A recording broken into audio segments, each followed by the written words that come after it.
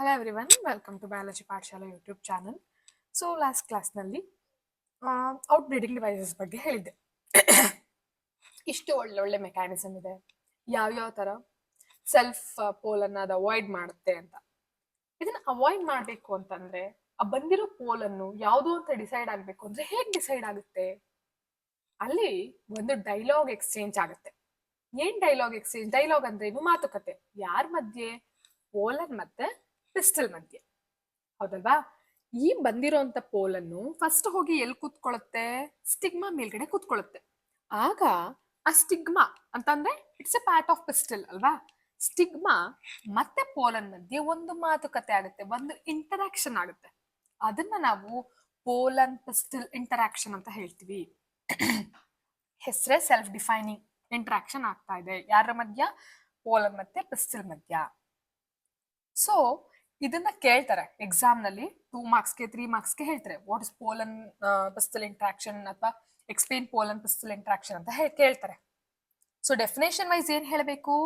Pollen pistil interaction is a dynamic process. ಅದೊಂದು strategic ಅಲ್ಲ, ಅದೊಂದು dynamic process involving recognition, acceptance or rejection of pollen. First ಬಂದಿರೋ ಪೋಲನ್ನ ಏನ್ ಮಾಡುತ್ತೆ ಸ್ಟಿಗ್ಮಾ? ಫಸ್ಟ್ ರೆಕಗ್ನೈಸ್ ಮಾಡುತ್ತೆ. ಓ, ಪೋಲನ್ ಬಂದ್ಯಾ, ಬಾ, ಓಕೆ, ಇದು ಯಾವ ಪೋಲನ್ನು? ಈ ಪೋಲನ್ ನನಗೆ ಬೇಕಾ ಬೇಡವಾ? ಇದು ಸೆಲ್ಫ್ ಪೋಲನ್ನ ಇಲ್ಲ ಕ್ರಾಸ್ ಪೋಲನ್ನ, ಬೇರೆ ಕಡೆಯಿಂದ ಬಂದಿರೋ ಪೋಲನ್ನ ಅಂತ ಒಂದು ಡಿಸೈಡ್ ಆಗುತ್ತೆ. ಫಸ್ಟ್ ರೆಕಗ್ನೈಸ್ ಮಾಡುತ್ತೆ. ರೆಕಗ್ನೈಸ್ ಆದ್ಮೇಲೆ ಐದರ್ ಅಕ್ಸೆಪ್ಟ್ ಮಾಡುತ್ತೆ ಅಥವಾ ರಿಜೆಕ್ಟ್ ಮಾಡುತ್ತೆ. ಆ ಪ್ರೋಸೆಸ್ನ ನಾವೇನಂತ ಹೇಳ್ತೀವಿ? ಪೋಲನ್ ಪಿಸ್ಟಲ್ ಇಂಟರಾಕ್ಷನ್ ಅಂತ ಹೇಳ್ತೀವಿ. ಓಕೆನಾ? ಸೊ ಯಾವಾಗ ಅಲೋ ಮಾಡುತ್ತೆ? If the pollen is compatible. Compatibility ಇದ್ರೆ, ಹೊಂದಾವಣಿಕೆ ಇದ್ರೆ ಅಲ್ಲಿ ಅವಾಗ ಏನ್ ಮಾಡುತ್ತೆ? ಆ ಪೋಲನ್ಗೆ ಜರ್ಮಿನೇಟ್ ಆಗಕ್ ಬಿಡುತ್ತೆ. ಓಕೆನಾ? ಇಲ್ಲಿ ನೋಡಿ, ಇದು ಸ್ಟಿಗ್ಮಾ ಅಂತಂದ್ರೆ imagine it as A stigma. ಇಲ್ಲಿ ಪೋಲನ್ ಬಂದ್ ಕೂತಿದೆ. ಈ ಪೋಲನ್ ಏನಾದ್ರೂ ಕಂಪ್ಯಾಟಿಬಿಲಿಟಿ ಇದ್ರೆ ಅವಾಗ ಏನಾಗುತ್ತೆ? ಆ ಪೋಲನ್ ಇದನ್ನ ಜರ್ಮ್ ಪೋಸ್ ಇರುತ್ತಲ್ಲ, ಅಲ್ಲಿಂದ ಜರ್ಮಿನೇಟ್ ಆಗತ್ತಿಗೆ ಮೊಳಕೆ ಹೊಡಿಯೋ ತರ ಹೊಡೆಯುತ್ತೆ. ಇಲ್ಲ ಜರ್ಮಿನೇಟ್ ಆಗೋದಕ್ಕೆ ಬಿಡೋದಿಲ್ಲ. ಇನ್ ಕೇಸ್ ಏನಾದ್ರೂ ಅದು ಇನ್ಕಂಪ್ಯಾಟಿಬಿಲಿಟಿ ಇದ್ರೆ, ಹೊಂದಾವಣಿಕೆ ಆಗಿಲ್ಲ ಅಂತ ಗೊತ್ತಾಯ್ತು ಅಂದ್ರೆ ಅದು ರಿಜೆಕ್ಟ್ ಆಗತ್ತೆ. ಅದು ಜರ್ಮಿನೇಟ್ ಇಲ್ಲಿ ತೋರಿಸೋದಲ್ಲ, ಈ ತರ ಜರ್ಮಿನೇಟ್ ಮೊಳಕೆ ಹೊಡಿಯೋ ತರ, ಆ ತರ ಜರ್ಮಿನೇಟ್ ಆಗೋದಕ್ಕೆ ಬಿಡೋದಿಲ್ಲ. ಓಕೆನಾ? ಸೊ ಕಂಪ್ಯಾಟಿಬಿಲಿಟಿ ಇದ್ರೆ germinates on the stigma. Incompatibility ಇದ್ರೆ ಫೇಲ್ಸ್ ಟು ಜರ್ಮಿನೇಟ್, ಜರ್ಮಿನೇಟ್ ಆಗೋದಿಲ್ಲ. Next forms pollen tube. ಈಗ ಏನಾಗುತ್ತೆ? ಪೋಲನ್ ಟ್ಯೂಬ್ ಫಾರ್ಮೇಶನ್ ಆಗ್ಬೇಕು.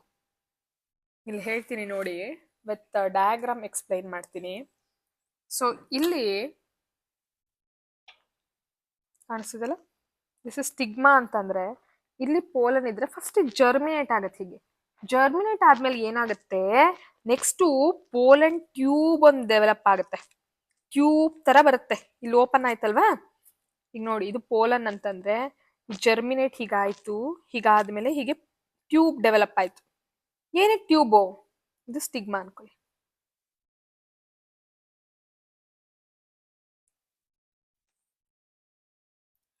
ಏನಕ್ಕೆ ಈ ತರ ಟ್ಯೂಬು? ಇಲ್ಲಿ ಒಳಗಡೆ ಇದೆಯಲ್ಲ ಮೇಲ್ ಗ್ಯಾಮೆಟ್, ಅದು ಬರೋದಿಕ್ಕೆ ಇದ್ರೊಳಗಡೆ ಟ್ಯೂಬ್ ಮುಖಾಂತರ ಇಲ್ಲಿ ಬರೋದಿಕ್ಕೆ. ಓಕೆನಾ? ಈ ತರ ಟ್ಯೂಬ್ ಫಾರ್ಮೇಶನ್ ಆಗುತ್ತೆ. ಅದೇ ಇನ್ಕಂಪ್ಯಾಟಬಿಲಿಟಿ ಇದ್ರೆ pollen tube growth inhibited. Pollen tube growth ಆಗೋದಕ್ಕೆ ಬಿಡೋದಿಲ್ಲ.